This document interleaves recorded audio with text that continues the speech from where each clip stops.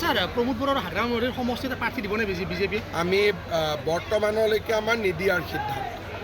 দুটা সমষ্টিতে দুইটা সমষ্টিতে আমি নিদিম বুলি ভাবি থৈছোঁ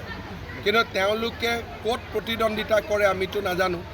ধৰক গৈবাৰীত নকৰিবও পাৰে বা দেৱৰগাঁৱত নকৰিবও পাৰে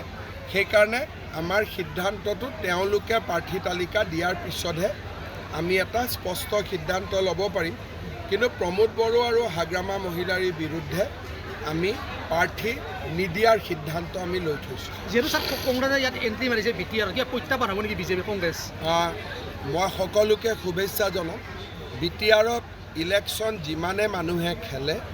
BTRত গণতান্ত্ৰিক পৰিৱেশ এটা ঘূৰি আহিব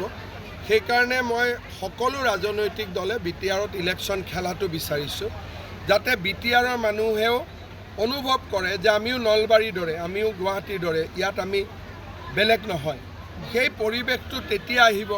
যেতিয়া সকলো ৰাজনৈতিক দলে ইলেকশ্যন খেলিব মাৰপিট নহ'ব গণ্ডগোল নহ'ব